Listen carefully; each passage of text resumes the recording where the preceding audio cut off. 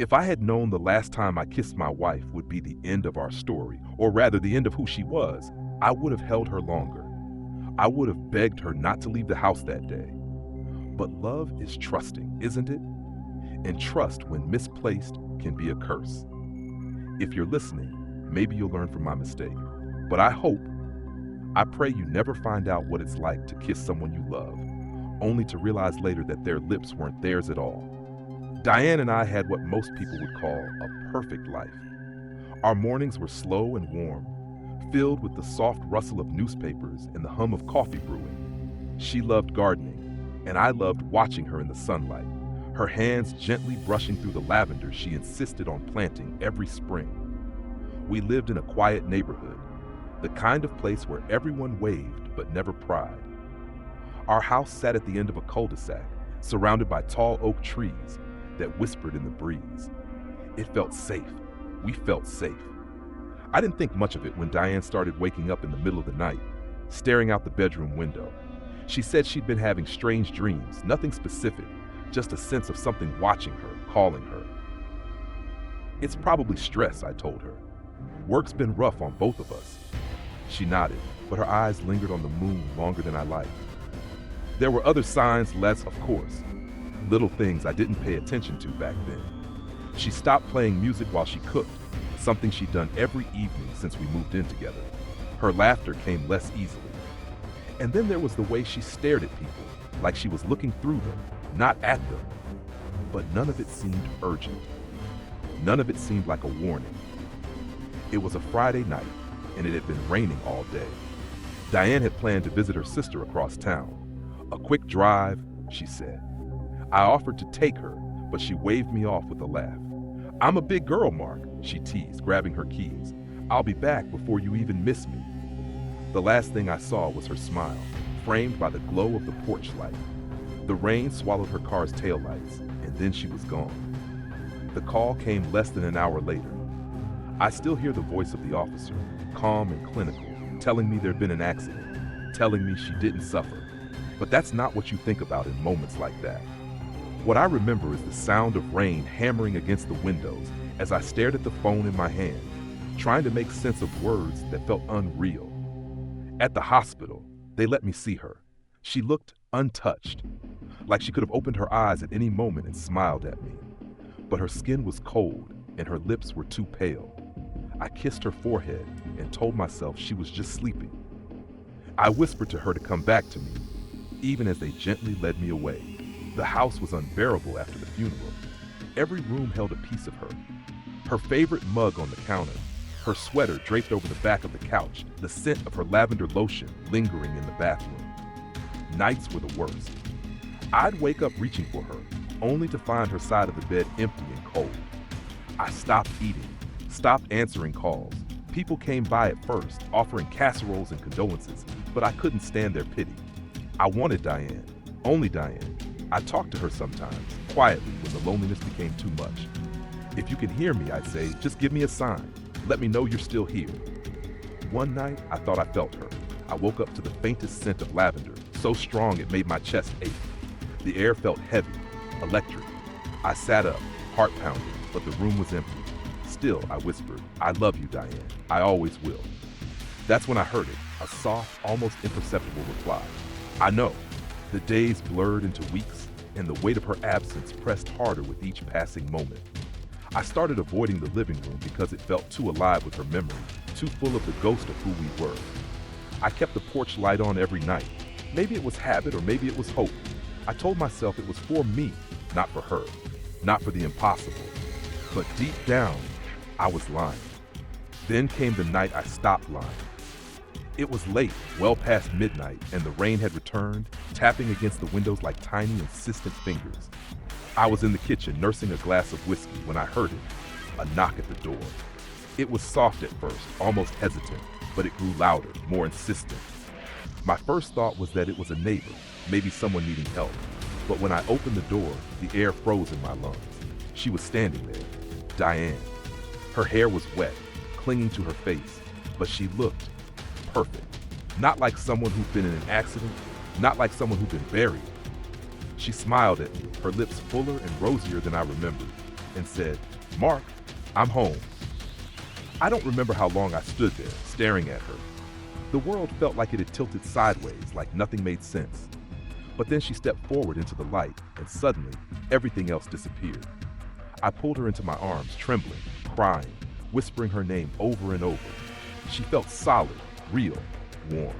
And in that moment, I didn't care how or why. My wife had come back to me. When the dead knock at your door, it's not fear that answers first. It's hope. Foolish, blinding hope. That's how they get in. The first night Diane came back, it was raining again. I remember that detail vividly because I had developed a hatred for rain after the accident. It had been the backdrop for every moment of my loss. The screeching tires, the flashing ambulance lights, the tears I'd shed at her grave. Rain had become my enemy, a grim reminder of the night I lost her. I was sitting in the living room, nursing a glass of whiskey and staring blankly at the television. It wasn't on. I couldn't stand the noise anymore. The house had become a tomb, and I felt like I was suffocating inside it. That's when I heard it, a knock at the door. At first, I thought it was my imagination. The sound was soft, almost tentative, like a child testing the strength of a locked door. But then it came again, louder this time. My first instinct was to ignore it. It was late and I wasn't expecting anyone, but something compelled me to get up. Maybe it was curiosity, maybe it was loneliness, or maybe deep down I already knew. I opened the door and there she was, Diane. She was soaked to the bone, her dark hair plastered against her face, but her smile was radiant, as if she had just come in from a spring shower instead of the downpour that had been raging all evening. She looked exactly as I remembered her.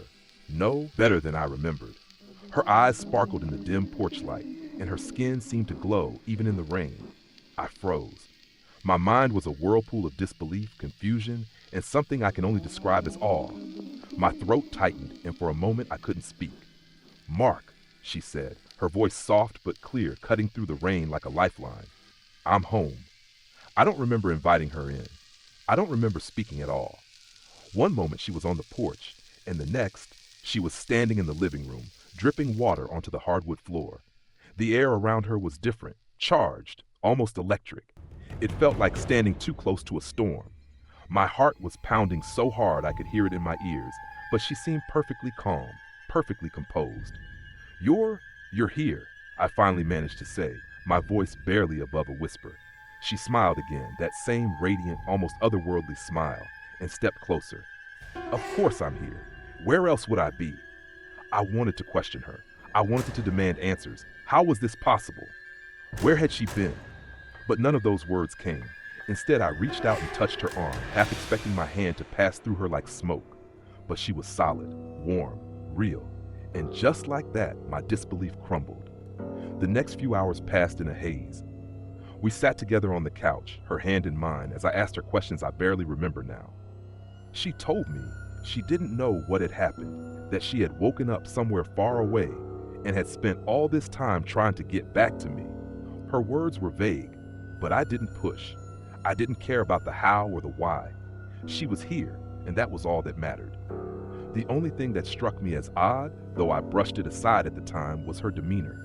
Diane had always been a bit anxious, a bit restless, always tapping her fingers or shifting in her seat.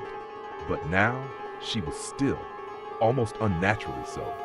When I brought her a cup of tea, she didn't drink it. She held it in her hand, smiling softly, but the liquid remained untouched. "Aren't you going to have some?" I asked, half laughing. "I'm not thirsty," she said, setting the cup down on the table. Her tone was so gentle, so casual, that I didn't think to press her. That first night, I didn't sleep. I was too afraid that if I closed my eyes, she'd vanish again. She didn't seem to mind. She stayed by my side, humming softly to herself, a tune I didn't recognize. When the sun rose, she was still there. But something was different. She avoided the windows. When I pulled open the curtains, letting in the morning light, she flinched, not dramatically, just enough for me to notice.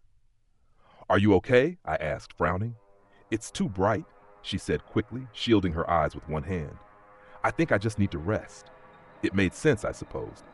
If she had really been through what she said, she must have been exhausted.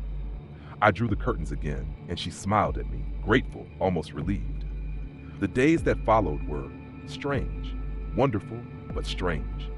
She slipped back into our life as if she'd never been gone. She laughed at my jokes, even the bad ones, and hummed while I cooked dinner. But there were little things, subtle things, that gnawed at the edges of my mind. She never ate. She sat with me at the table, smiling and chatting, but her plate remained untouched. She never went outside. She claimed she wasn't ready to face the world yet, that she just wanted to spend time with me. And then there were the nights. I would wake up to find her standing by the bedroom window, staring out into the darkness. Sometimes she would hum that same unfamiliar tune, so softly it was almost a whisper. "What are you looking at?" I asked her one night, my voice thick with sleep. She turned to me, her face serene but unreadable. "Nothing," she said, "just listening." "To what?" She didn't answer. She just climbed back into bed, curling up beside me like nothing had happened. And I let it go, because I wanted to believe. It wasn't the way she came back that scared me. It was the way she already seemed to know what I was thinking before I did.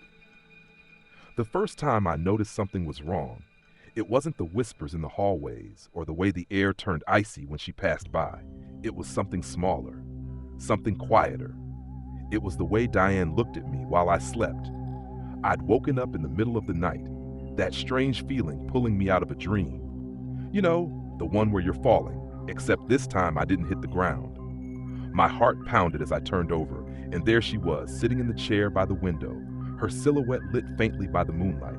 Her eyes were open, wide and unblinking. But it wasn't just that. It was the way her head tilted, just slightly, as if she were studying me. I tried to laugh it off. "Couldn't sleep?" I whispered, my voice rough with sleep. Her head jerked back to a normal position so quickly it made me jump. "I was watching over you," she said. "You looked peaceful." She smiled then, but it wasn't the smile I remembered. It was too perfect, too precise, like a practiced expression. And her eyes, they didn't crinkle at the corners the way they used to.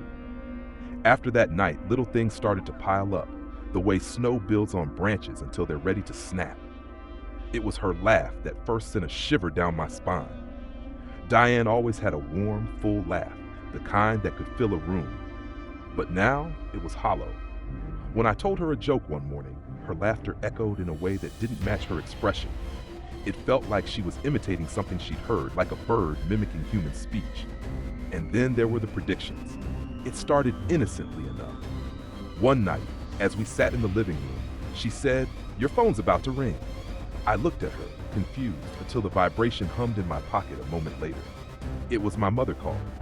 "That's a lucky guess," I said, half laughing. But Diane didn't laugh. She just tilted her head again, her eyes boring into mine. "Luck has nothing to do with it," she replied, her voice calm, almost too calm. Over the next few days, she began predicting more. A glass would fall before I knocked it over. The neighbor's dog would bark before it did. She'd comment on the weather hours before I checked the forecast. Always right, down to the last detail. It was impressive at first, maybe even a little endearing, but the accuracy was unnerving. The turning point came when my brother visited. It had been weeks since I'd seen him, and I thought some company might help. Diane greeted him at the door, her smile radiant and welcoming.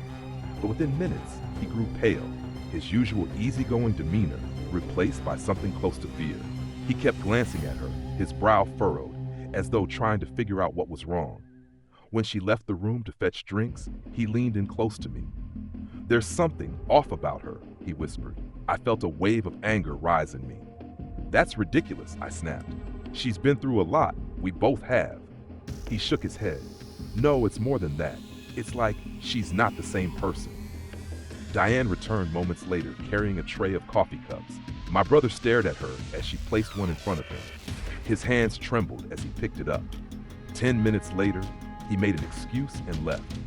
The house began to feel different too. Cold spots appeared in random places, by the staircase, near the kitchen sink, at the foot of our bed.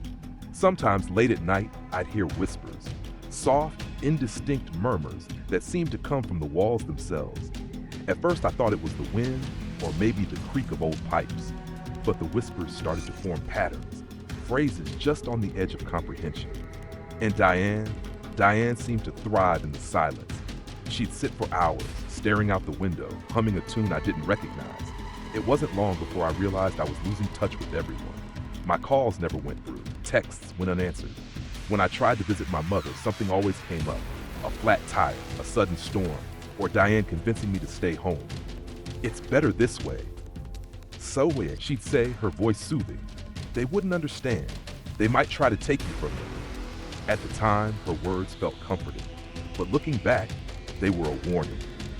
A quiet declaration of control. One day I found myself sitting alone in the living room, staring at my phone.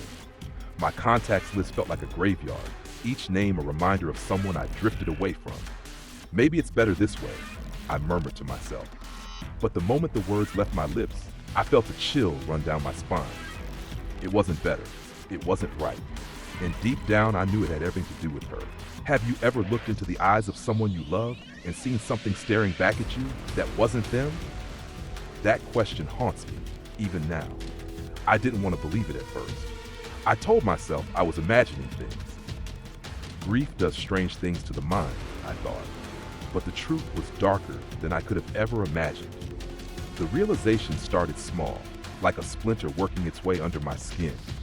Diane was humming in the kitchen that morning, her back to me, as she cleaned dishes we hadn't even used. The melody was soft, unfamiliar. At first it seemed like nothing, just another one of her little quirks. But the more I listened, the more the tune felt wrong. It wasn't a song I recognized, but it stirred something deep and primal in me, a sense of unease I couldn't shake. I asked her about it. "That song, where's it from?" She didn't turn around. Her hands kept scrubbing a plate that was already spotless. "Oh, just something I've always known," she said, her voice light, almost dismissive. I frowned. "No, you haven't. I've never heard you hum it before." Finally, she turned, and her smile froze me in place. It was too wide, too practiced, as though she'd plucked it from a magazine and tried to wear it as her own. "Haven't you?" she said. Her tone was casual, but her eyes bore into me like they were searching for something. I didn't press further. I told myself it wasn't important. But that night, I dreamt of shadows. The dreams became a nightly torment. They were vivid, oppressive. I'd wake up drenched in sweat, my heart racing, and every time Diane would already be awake, sitting at the edge of the bed, her back to me. She'd hum that same tune softly, under her breath. One night, I woke to find her standing in front of the mirror. Her reflection was blurred, like steam rising from a pot of boiling water. I blinked, certain my mind was playing tricks on me, but the distortion remained. "Diane?" I whispered. She didn't respond. She didn't even flinch.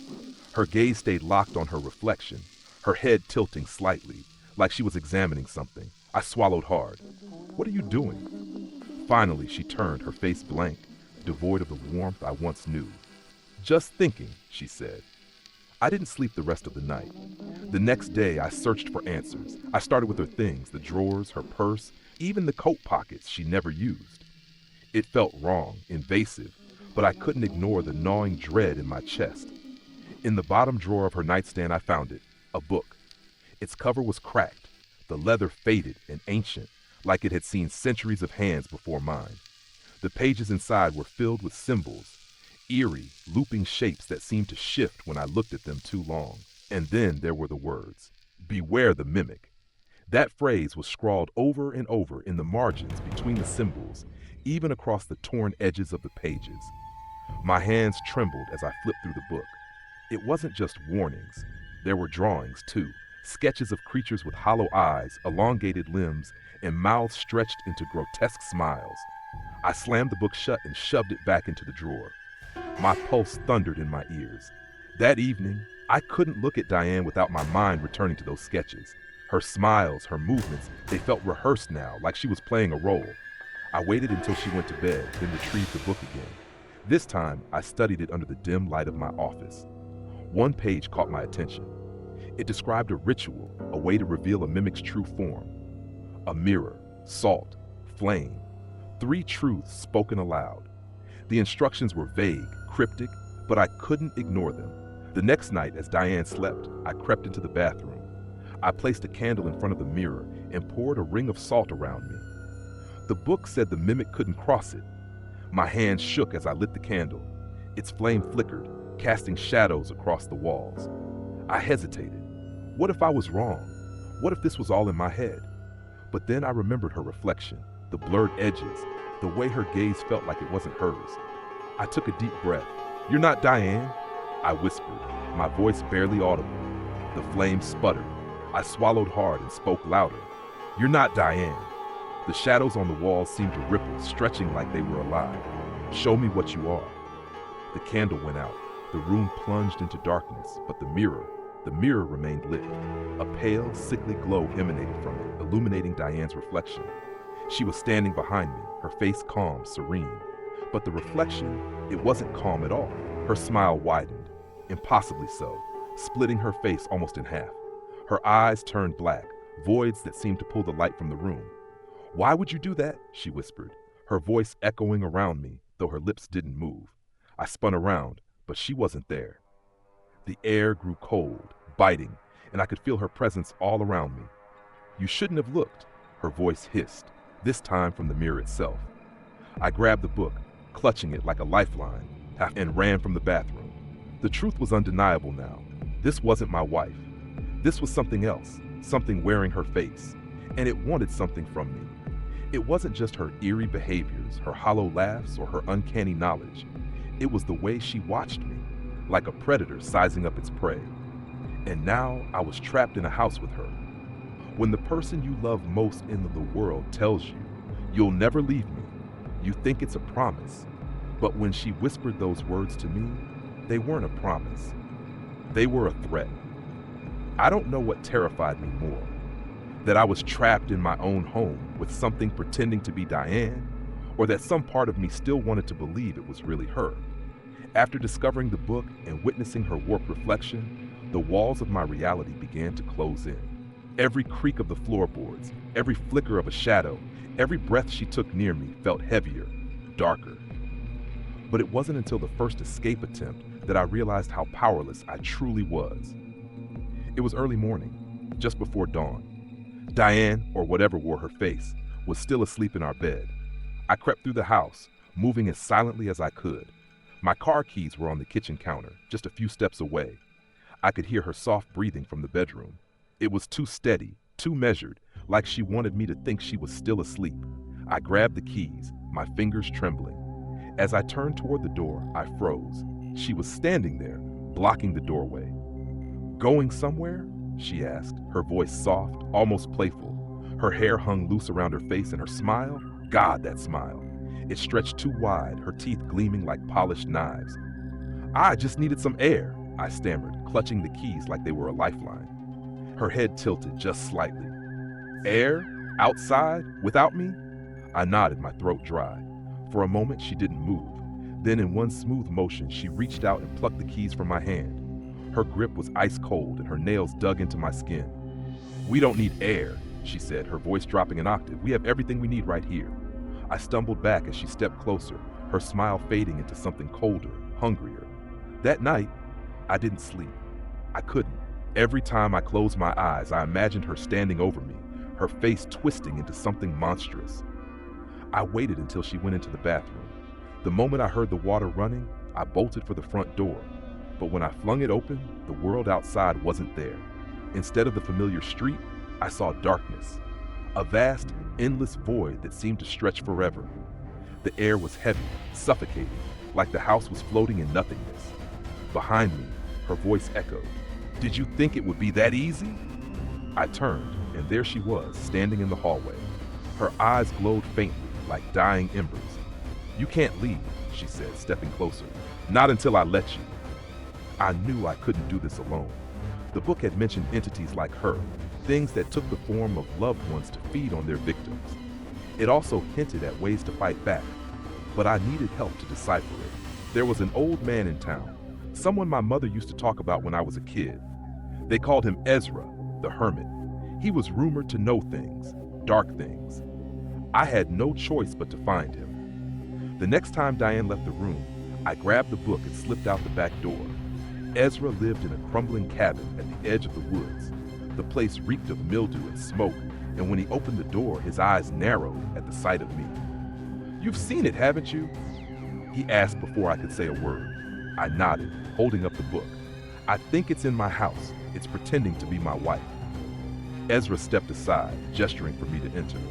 Inside, the walls were lined with jars of herbs, bones, and things I couldn't identify. The air was thick with the scent of sage and something metallic. He flipped through the book, his face grim. You're dealing with a mimic. They latch onto grief, wear the faces of the dead, but they're not your loved ones. They're parasites, feeding on your fear and love until there's nothing left. My stomach churned. How do I get rid of it? Ezra handed me a charm, an iron pendant carved with intricate runes. This will keep it at bay, but it won't banish it. For that, you'll need to perform the ritual. It's dangerous. If you fail, what happens if I fail? I asked, my voice barely above a whisper. He didn't answer. When I got back to the house, she was waiting for me. Where were you? She asked, her voice sweet, dripping with suspicion. Just needed a walk, I said, clutching the charm in my pocket. Her eyes flicked to my hand, and for the briefest moment, her smile faltered.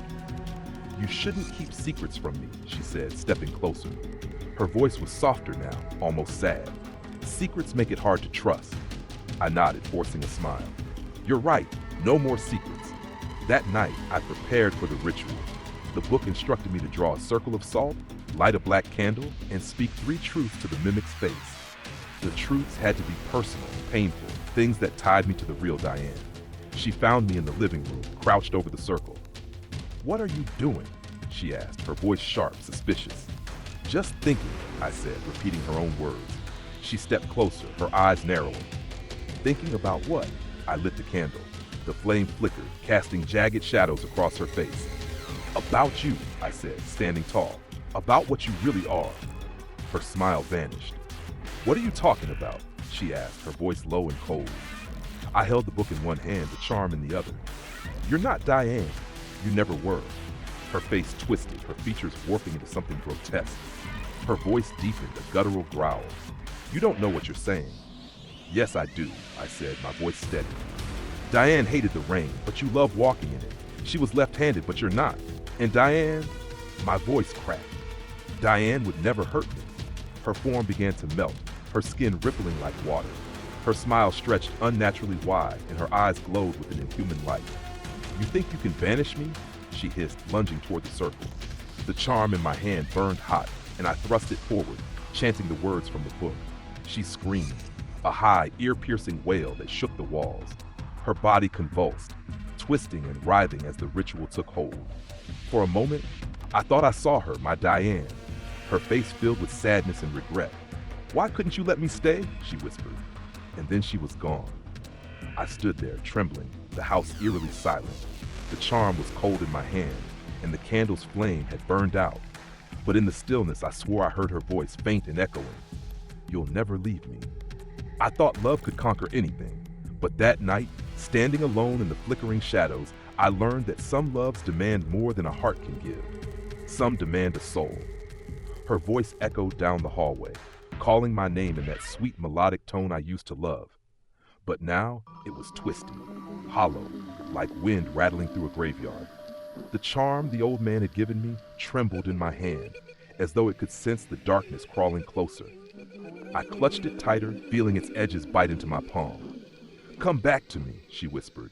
The words carried on a breath of cold air that sent shivers down my spine. We belong together. I didn't reply. I couldn't.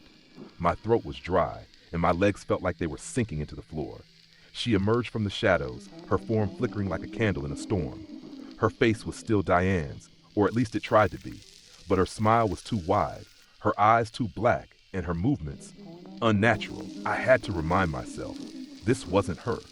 This thing wearing her face wasn't the woman I had loved. The ritual was simple enough on paper. Draw the circle, light the candle, speak the words. But the old man had warned me. She'll try to stop you. She'll make you doubt yourself. Resist her, no matter what. I dropped to my knees, my hands shaking as I scattered salt in a circle around me. The grains sparkled in the dim light, but they felt like a flimsy barrier against the presence looming closer.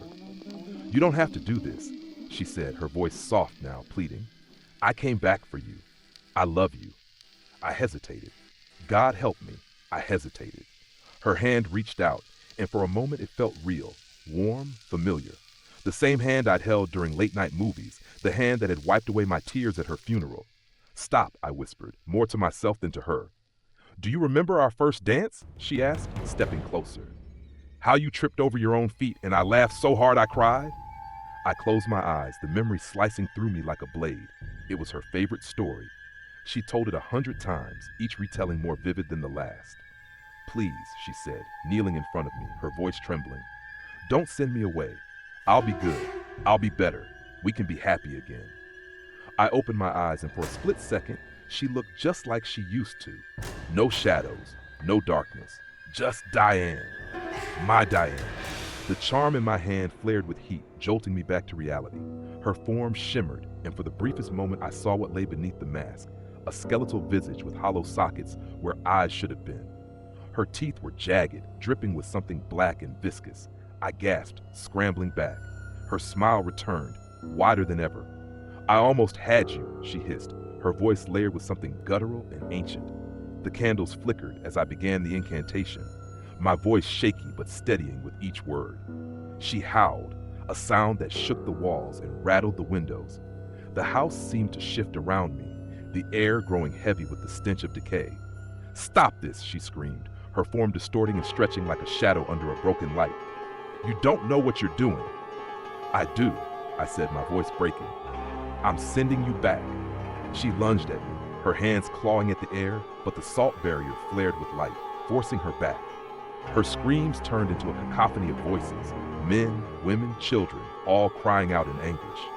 The final words of the incantation spilled from my lips, and the room erupted in blinding light. She writhed and twisted, her form dissolving like smoke caught in a windstorm. For a moment, there was silence. Then a faint whisper, I'll always find you. When I opened my eyes, the room was still. The candles had burned low, their wax pooling on the wooden floor. The charm in my hand was cool now, its edges worn smooth. I staggered to my feet, every muscle in my body aching. The house was eerily quiet, but it no longer felt oppressive. The weight I'd carried since Diane's return was gone, replaced by an emptiness I couldn't describe. I stepped outside, breathing in the crisp night air. The stars above seemed brighter, the world more vivid. But the scars were there, etched into my soul. Weeks passed, then months. I tried to move on, but her voice haunted me in the quiet moments.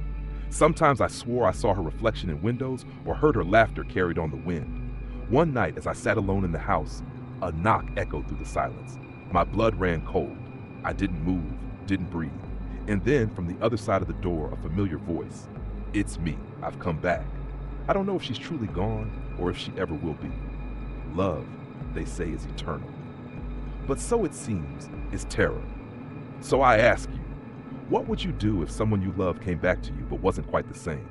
Would you open the door? Would you let them in? Or would you run? It's strange how, in the aftermath of terror, it's the quiet moments that haunt you the most, like the way the wind rattles an empty window pane, or the sound of footsteps that don't belong to anyone. It's been a year since I banished her, or whatever that thing was. A year since I stood in the center of that salt circle, reciting the incantation while the walls groaned and shadows clawed at the edges of my vision. People think when the nightmare ends, peace begins, but they're wrong. The nightmare doesn't end, it changes. In the days that followed, I couldn't bring myself to step back into the house. I stayed with my brother for a while, though he didn't ask questions. He knew better. His face was pale when he saw me, and he kept looking over my shoulder as though expecting her to appear. I told myself I'd sell the house. Too many memories, too much darkness. But the thought of someone else living there, it felt wrong. Like I'd be passing a curse to an innocent stranger. So I returned. The house felt different now. Quieter, yes, but not in the comforting way I'd hoped. It was the kind of quiet that made your ears strain, waiting for a sound that never came. I slept with the lights on at first, or tried to sleep anyway. Most nights, I just lay there, staring at the ceiling, replaying everything over and over in my mind. I kept asking myself, was she really gone? Was she ever really Diane? Sometimes, I thought I caught glimpses of her in my dreams, or nightmares, depending on how you looked at it. She'd appear just as I remembered her, sitting on the porch swing with her favorite book, or laughing at one of my terrible jokes.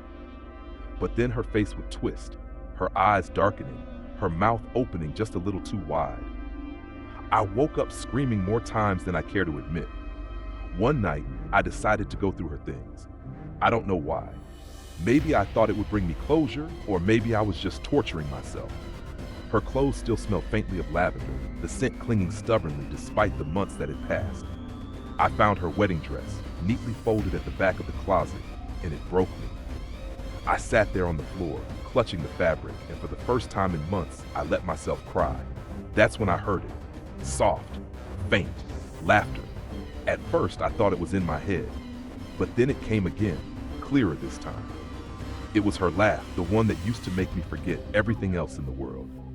I froze, my breath caught in my throat. The room was dark, the only light coming from the hallway. Slowly, I turned toward the closet door. It was open just a crack, the shadows inside deeper than they should have been. "Diane?" I whispered, hating myself for saying her name. The laughter stopped. For a long moment, there was nothing but silence. And then a voice, soft, familiar, and impossibly close. "I'm still here." I didn't sleep that night, or the next. I told myself it wasn't real, that it was just my mind playing tricks on me. But little things started happening, things I couldn't explain. The lights would flicker, even when the power was steady. I'd find objects moved, small things like her hairbrush or her favorite mug. Once, I came home to find the porch swing swaying gently, though there was no breeze. And then there were the whispers. They were faint at first, like the rustle of leaves. But over time, they grew louder. I couldn't make out the words, but I knew they were meant for me. The worst part was the mirror. One night, as I was brushing my teeth, I looked up and saw her standing behind me. For a split second, I thought it was her. Not the thing I had banished, but the real Diane. She was smiling, her eyes filled with warmth. But then her reflection didn't move as I turned. It just stayed there, watching me, the smile slowly stretching into something unnatural. I shattered the mirror that night. People keep telling me to move on. My brother says I should see a therapist, that I'm processing my grief in unhealthy ways. Maybe he's right, but deep down, I know the truth. She's not gone. Not really. Sometimes, late at night, I feel her presence, like a weight pressing on my chest or a shadow that doesn't quite match the light. And sometimes when I close my eyes, I hear her voice. "Do you miss me?" she asks. And God help me, I do. Love is a strange thing, isn't it? It makes us blind, makes us weak. It makes us believe in impossible things. If I could go back to that night, if I could make the choice again, would I do it differently? I don't know. Part of me wonders if I could have saved her, if I could have held on just a little longer. But another part of me knows the truth. She wasn't mine to save. I don't know what she was or why she came back. I don't know if it was love that brought her or something darker. But I do know this. Some doors, once opened, can never be closed. And some loves, they never really let go. So I'll ask you one last time. What would you do if someone you loved came back to you, came back from the other side? Would you welcome them with open arms? Or would you run? Think carefully, because once you let them in, you may never be able to let them go.